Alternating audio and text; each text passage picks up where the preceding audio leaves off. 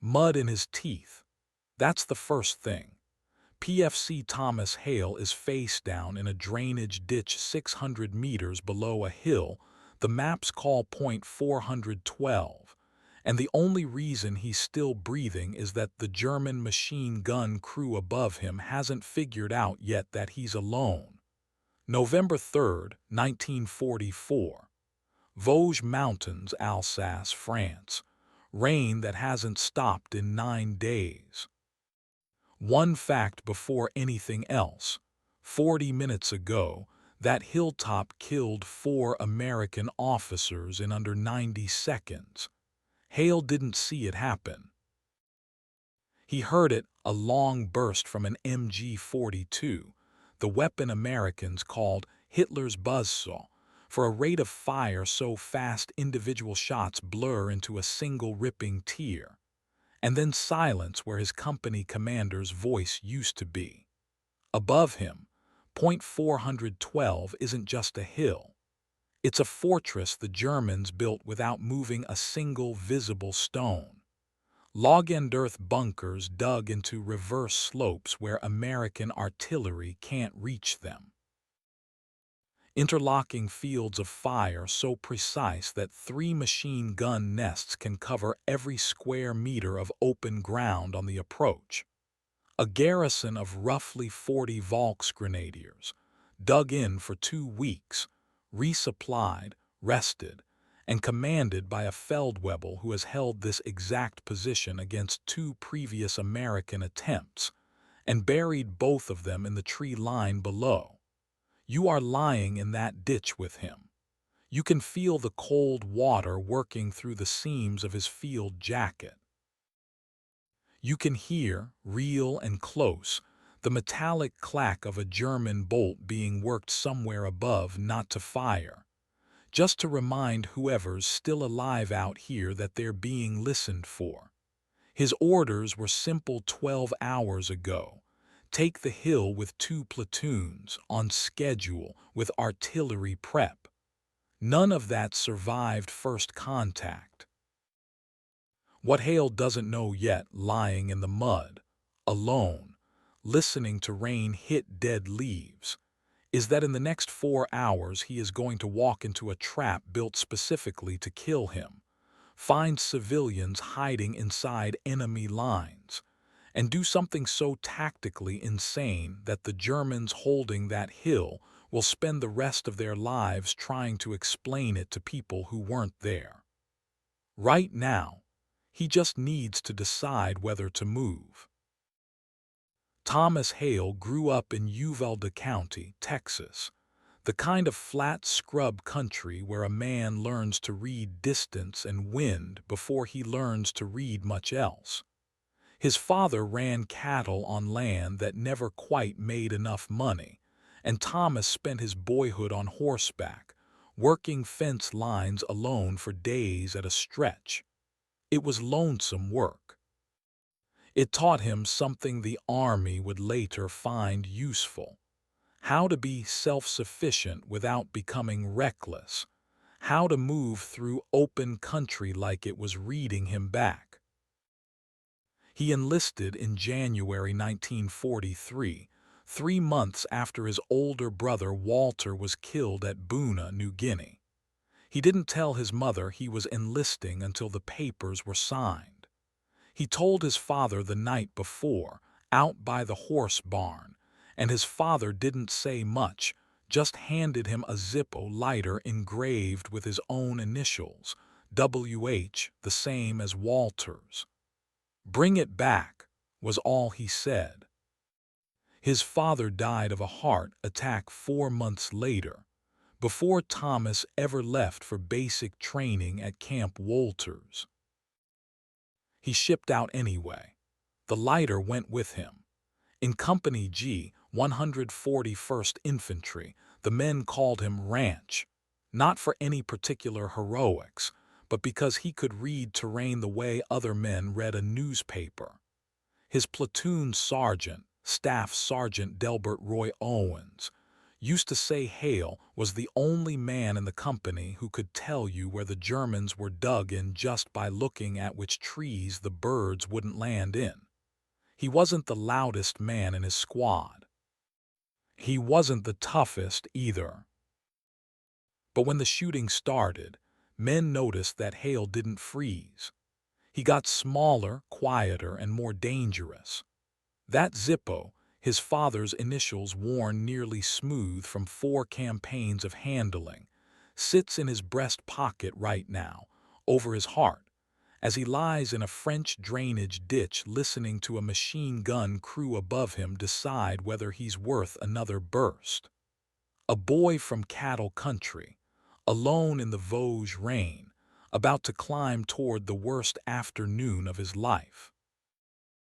The plan, as briefed at 500 that morning by Captain Everett Lund, had been straightforward on paper. 2 platoons of Company G, nearly 70 men, would advance under a 10-minute artillery preparation from the regiment supporting 155 Battalion, cross 400 meters of open slope, and seize Point 412, a wooded hilltop that regimental intelligence described as lightly held, platoon strength, minimal fortification. Regimental G2 had estimated 15 to 20 defenders. Reconnaissance photos, taken through solid Vosges cloud cover, had shown what looked like scattered foxholes. What actually waited on that hill was closer to 40 Volksgrenadiers of a scratch battalion pulled back from the collapsing Vosges line, veteran troops, many of them survivors of the Eastern Front, dug into positions they'd spent 2 weeks reinforcing with logs, packed earth, an overhead cover that made them nearly invisible from the air and immune to anything but a direct artillery hit. 3 MG-42 positions had been sighted with overlapping fields of fire, each one covering the exact ground American infantry would have to cross to reach the crest. This position had already broken 2 prior American probing attacks from the neighboring 142nd Infantry, and its commander, a Feldwebel named Erich Voss, a hard, methodical veteran of Kursk, had trained his men to hold fire until an attacking force was fully committed to open ground, then cut it apart in the first 30 seconds. The Americans found this out the moment the artillery lifted and Company G started up the slope. Voss's gunners let the first line pass the tree stumps at 200 meters before opening up.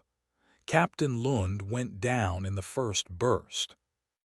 So did Lieutenant Marcus Feld, the weapons platoon leader, and 2 other officers moving forward to reorganize the advance. 4 officers, killed or mortally wounded, inside 90 seconds, exactly as the fresh intelligence should have warned Company G but hadn't. With every officer in the lead platoons dead or down, and no working radio contact to battalion, the SCR 300 set had taken a round through the housing in the first exchange. Staff Sergeant Owens, now senior man alive on the slope, got a runner back with a request for new orders. What came back, garbled through a relay of 2 different radio nets, was a battalion order to disengage and consolidate at the tree line 400 meters back, to await revised artillery support that wouldn't be ready for hours. The platoons pulled back. Hale did not. He was already forward of the main line, pinned in a ditch on the flank where the pullback order never reached him clearly, cut off by the same fire that had killed his officers. By the time Owens realized one man was still forward of the withdrawal, German fire had sealed the ground behind Hale as completely as the ground in front of him. Cut off. No backup, his radio dead, his platoon 400 meters back and digging in on new orders. No supplies beyond what was on his own body. 40 rounds for his M1 Garand, 2 fragmentation grenades, 1 canteen, a field dressing. Physical condition. A shrapnel graze along his left forearm from the same barrage that killed his captain, bleeding slow but bleeding, and 9 days of trench foot creeping into both boots. 1 soldier.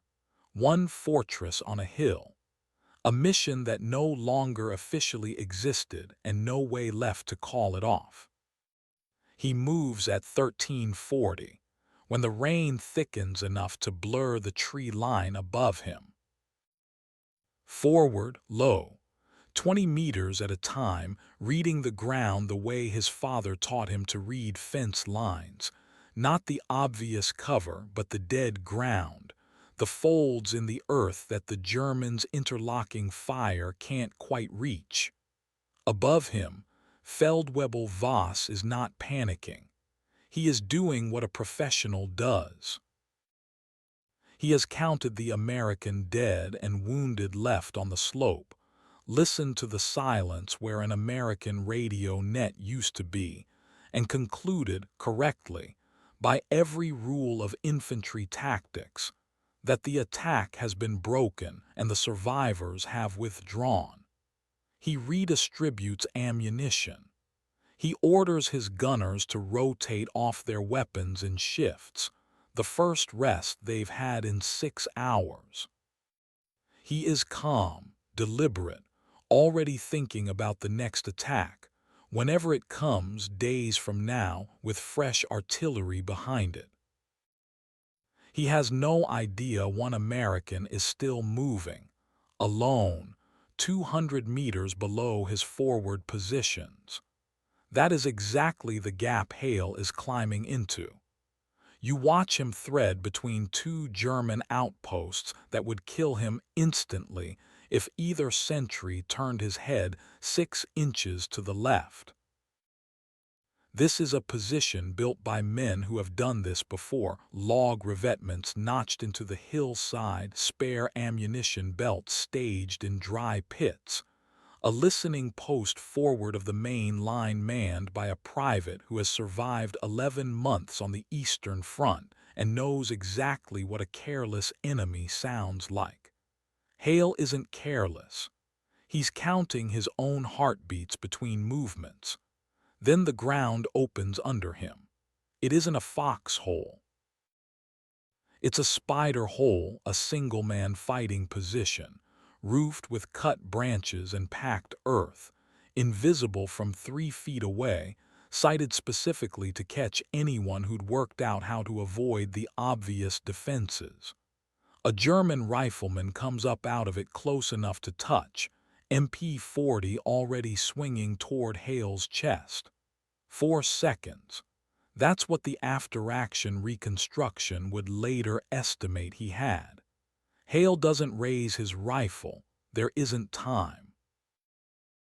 He drives forward inside the arc of the swinging weapon, gets his forearm under the German's wrist, and the burst that was meant for his chest tears into the wet dirt 6 inches from his own boot.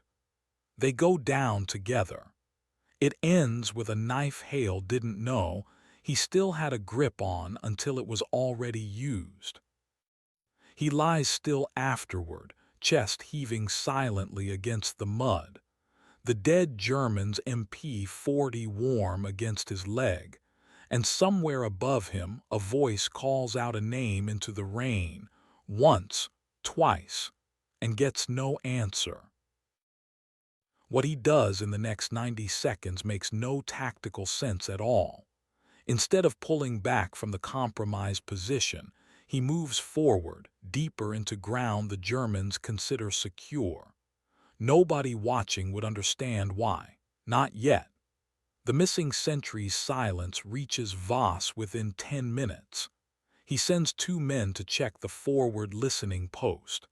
They find their comrade dead, no American bodies, no clear trail in the churned mud and rain. Voss's first working theory: a patrol, maybe 3 or 4 men that slipped through and pulled back. He repositions one gun team to cover the gap. It's a reasonable, professional adjustment. It is also wrong, and the wrongness of it will cost him the hill. Hale finds a fold in the hillside, a shallow reverse slope defilade that puts him inside the Germans' own perimeter, below the sightline of the repositioned gun. From here he can see the layout he'd never have found from the original approach. 3 MG-42 nests, a command dugout, and a supply position stacked with belted ammunition and stick grenades. He has 40 rounds and 2 grenades of his own. He starts moving toward the ammunition. A German corporal, Rottenführer Bauer, 22 years old, 3 weeks from being due to rotate home on leave, steps out of the command dugout to relieve himself, and finds an American standing 8 feet away with a captured MP-40. Bauer doesn't reach for his weapon. He freezes, hands slowly rising, and in that half-second of stillness Hale makes the decision that will define the rest of the afternoon. He doesn't kill him. He zip-ties Bauer's wrists with his own boot laces, gags him with a strip of field dressing, and drags him into the brush. It costs him nearly 4 minutes he doesn't have. The captured MP-40 is heavier than his Garand and unfamiliar in his hands, and twice in the next 100 meters he catches himself gripping it wrong, the muscle memory of 11 months of training fighting against the strange, foreign weight of it. He forces himself to slow down. Rushing kills men faster than German bullets do, his sergeant's voice, unbidden in the back of his skull. Then he hears the crying. Not German. A child. Below the ridge, in a stone shepherd's hut the Germans have been using as a forward aid post, he finds them, an elderly French farmer, his daughter-in-law and 2 children, ages maybe 6 and 9, sheltering there since the fighting reached their village 3 days earlier. The Germans hadn't harmed them. They also hadn't let them leave, not wanting French civilians reporting positions to anyone. You see it through Hale's eyes, the younger child's face pressed into her mother's coat, the old man's hands shaking not from age but from 3 days of listening to artillery walk closer. This changes everything. He cannot simply fight through this position anymore, not with a stray round or a grenade fragment able to end up in that hut. His whole plan of movement, timing, and risk shifts to keep 4 unarmed people alive, while he's still trying to take a hill defended by 40 soldiers. It costs him real time, and it costs him position. He now has to root around, not through, the most direct line to the second gun emplacement, adding nearly 200 meters of exposed movement to an already impossible task. And then, at the edge of the tree line, Hale does something that makes no sense at all. Instead of continuing toward the second gun position, he turns and moves away from the hilltop, back toward the American lines, alone, leaving the machine guns still manned and the mission still incomplete. Why would he retreat now, with the position half-mapped and the enemy still confused? Hold that question. It matters more than anything else in this story.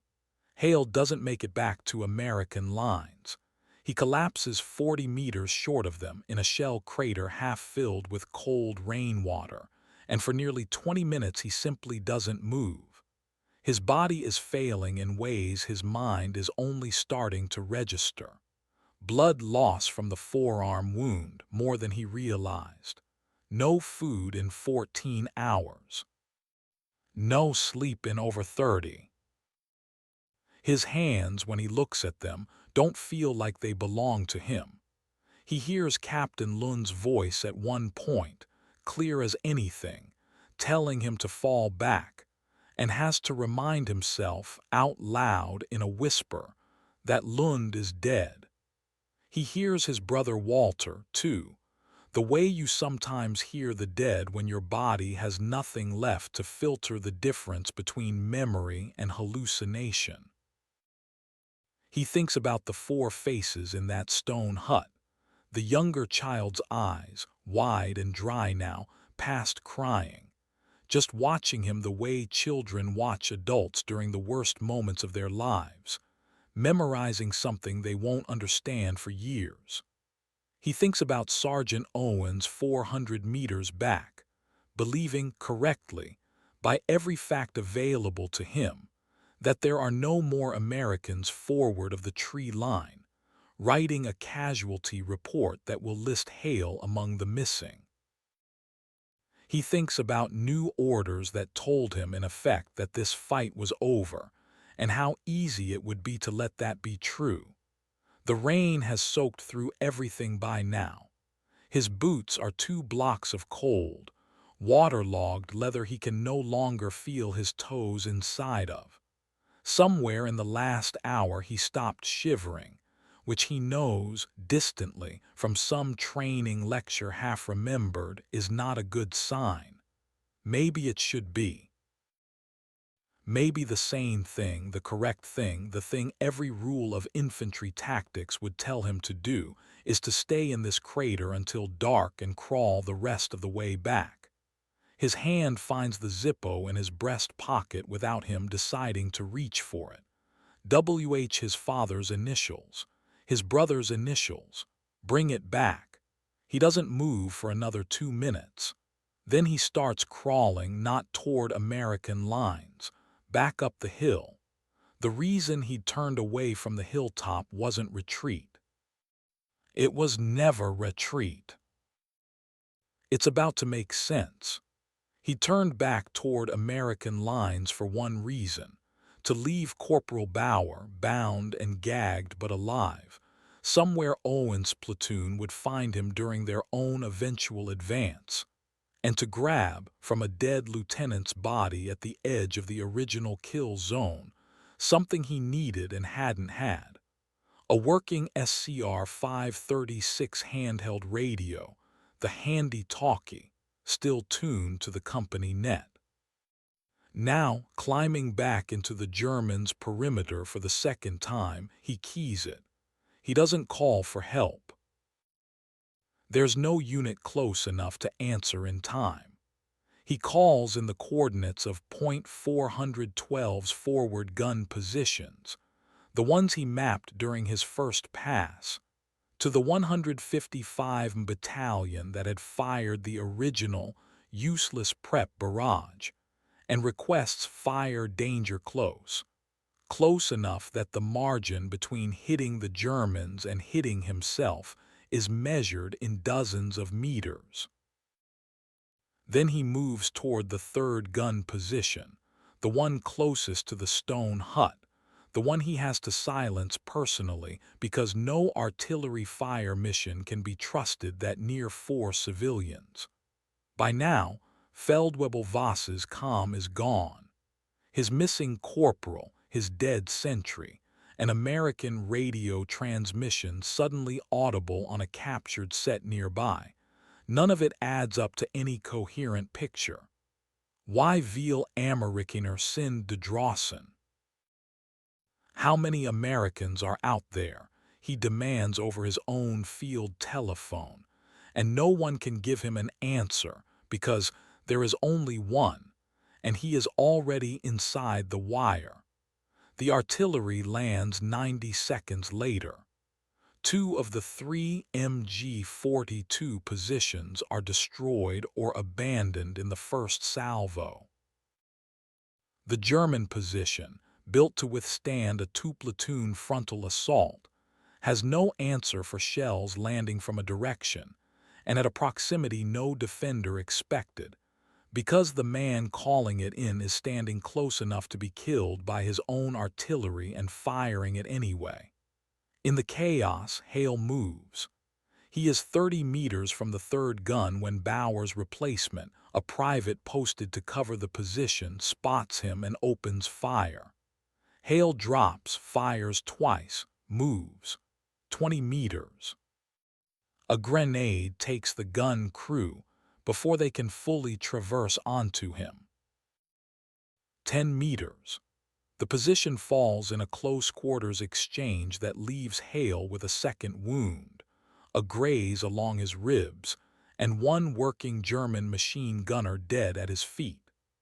Voss himself, alone now, without a working radio net, without a functioning defense, without any clear count of how many Americans have broken his position, makes the decision that ends the fight. He orders the surviving handful of his men to abandon the crest and fall back to a secondary line half a kilometer north. Point 412 goes silent at 16:20. One sentence of stillness after the last shot. Rain, falling on a hillside that, 40 minutes earlier, had killed 4 American officers in 90 seconds and had just been taken by one. When Staff Sergeant Owens led the platoon's cautious advance up Point 412 near dusk, they found Corporal Bauer alive and bound exactly where Hale had left him, and a hilltop position stripped of its garrison, 3 gun pits, one destroyed outright, the others abandoned in haste with ammunition and equipment still staged for a defense that never resumed. They found the stone hut, and inside it, a French farmer and his family, unharmed, sheltering with an American private who had spent the last 2 hours of daylight standing quiet watch over them with a captured weapon. What the Germans said about that afternoon in the days and weeks after carries its own weight, and it should be understood plainly as what it is: the accounts of men who had every reason to minimize what happened to them, and instead couldn't stop describing it. Bauer, in the brief interrogation that followed his capture, reportedly could not give a consistent number for the American force that had overrun the position.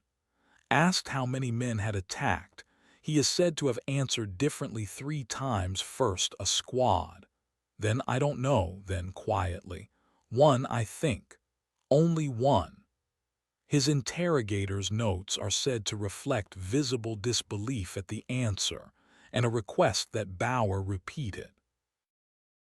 Survivors of the position, according to later accounts passed along the German line, described the defense collapsing not because the Americans had more men or more firepower, but because no one could locate the threat consistently enough to organize against it.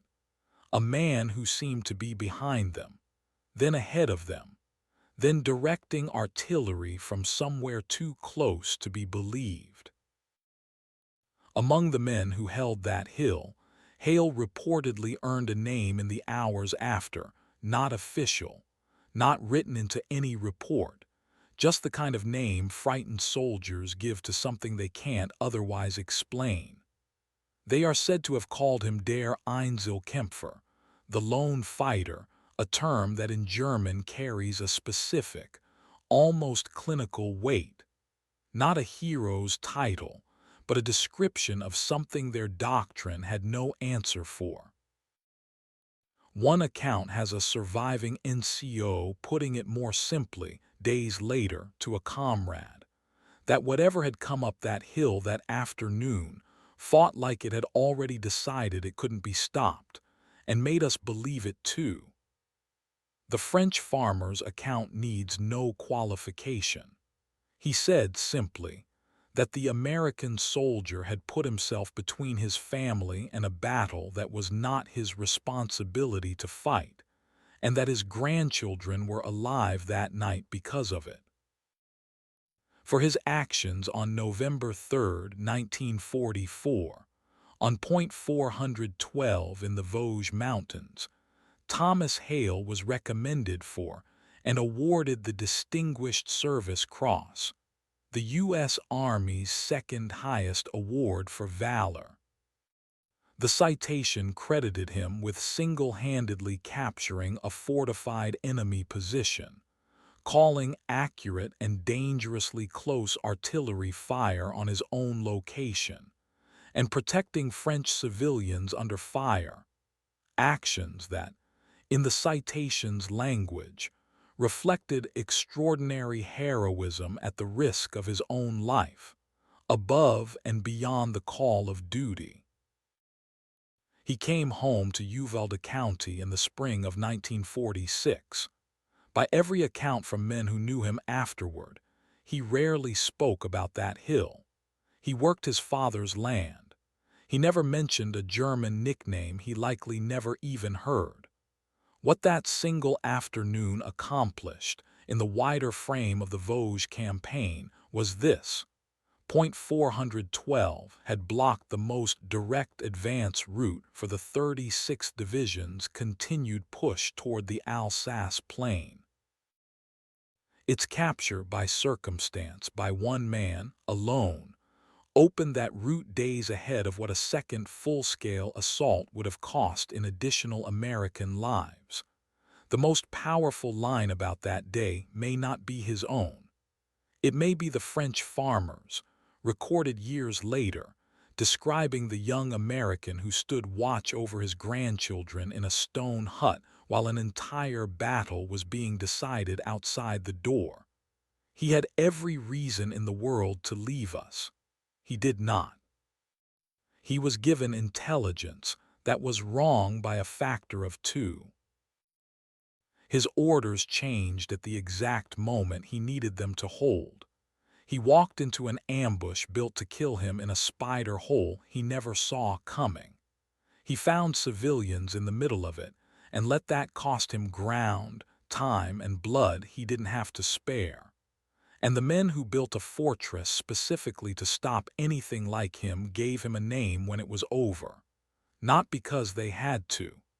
Because one American soldier wasn't a big enough sentence to hold what they'd just lived through. If you've worn the uniform, you already know this weight, the particular, specific loneliness of a mission that keeps going long after everyone who was supposed to be beside you is gone. If you haven't, understand that Thomas Hale wasn't born extraordinary. He was a rancher's son who knew how to read ground and kept a promise to a father who never got to see him come home. Circumstance made the choice for him. What he did with it is the only part that was ever really his. He kept the lighter. W.H. Worn smooth by then, carried through 4 campaigns and one impossible afternoon in the rain. He brought it back just like his father asked. That's the whole story, really. A promise kept on a hill that shouldn't have been climbable by one man and wasn't until it was. If this story moved you, share it with someone who needs to hear it today. Subscribe so you never miss these forgotten stories of extraordinary American courage. Who should we tell next? Drop their name in the comments.